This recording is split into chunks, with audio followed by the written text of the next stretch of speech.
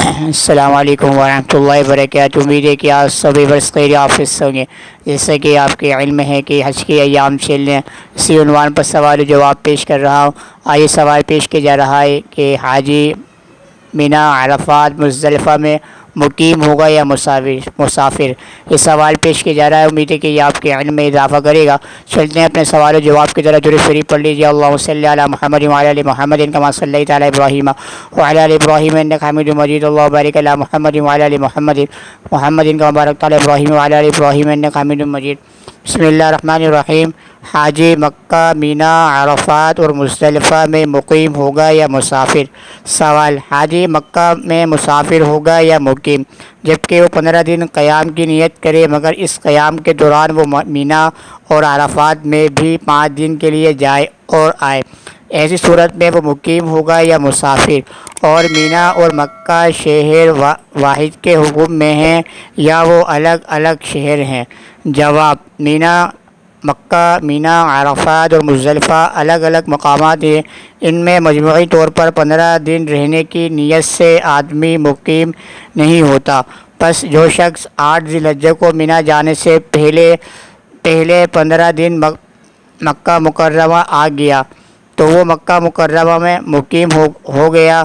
اب وہ مینا، عرفات اور مزدلفہ میں بھی مقیم ہوگا اور پوری نمازیں پڑھے گا۔ لیکن اگر مکہ مکرمہ آئے ہوئے ابھی 15 دن پورے نہیں ہوئے تھے کہ مینا کو روانگی ہو گئی، تو یہ شخص مکہ مکرمہ میں بھی مسافر ہوگا اور مینا، عرفات، مزدلفہ میں بھی قصر نماز پڑھے گا۔ 13ویں تاریخ کو مینا سے واپسی کے بعد اگر اس کا ارادہ 15 دن مکہ مکرمہ میں رہنے کا ہے تو اب یہ شخص مکہ مکرمہ میں مقیم بن جائے گا۔ لیکن اگر مینا سے واپسی کے بعد بھی مکہ مکرمہ میں 15 دن رہنے کا موقع نہیں تو یہ شخص برستور مسافر ہی رہے گا۔ یہاں پر سائل محترم کی طرف سے یہ سوال پیش کیا گیا کہ حاجی جو ہے وہ مکہ مکرمہ کے اندر مکہ، مینا، عرفات، مزدلفہ کے اندر مسافر ہوگا یا مقیم ہوگا؟ اور یہ کہ جو مکہ، مینا، عرفات، مزدلفہ، مکہ و مینا یہ الگ الگ شہر ہیں یا ایک ہی مقام ہے؟ تو اب یہ سائل محترم کی طرف سے سوال پیش کیا گیا، تو اس کا جواب دیا جا رہا ہے کہ جو مکہ، مینا، عرفات، مزدلفہ ہیں یہ سارے الگ الگ مقام ہیں۔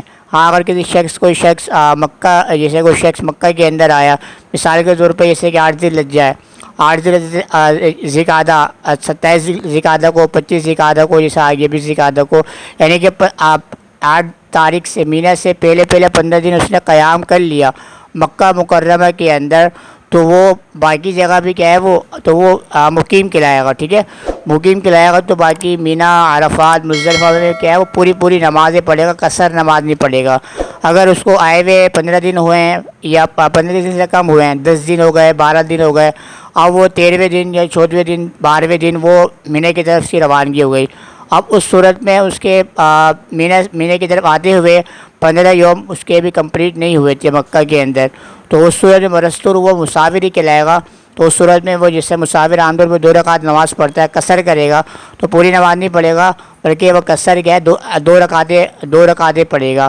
ہاں، اگر یہ ایسا ہوا کہ مینا سے واپسی کے وقت اس کو 15 دن ہو گئے تو اس نے پھر وہ مینا سے واپسی کے بعد وہ مکہ مکرمہ جا رہا ہے، اب اس نے 15 دن قیام کر لیا ہو، تو اس صورت میں پھر وہ کیا ہے وہ مقیم ہی رہے گا۔ ہاں، مینا سے جاتے ہوئے واپس اس نے 15 دن کی نیت نہیں کری، 13ویں دن جا رہا ہے، اس نے 15 دن کی نیت نہیں کری، 15 دن قیام نہیں کیا مینا سے جاتے ہوئے، اس نے مکہ مکرمہ میں 15 دن پورے نہیں کیا اس نے، تو برستور وہ مسافر ہی کہلائے گا، برستور وہ مسافر ہی ہوگا۔ پھر اس کو وہ قصر نماز پڑھے گا۔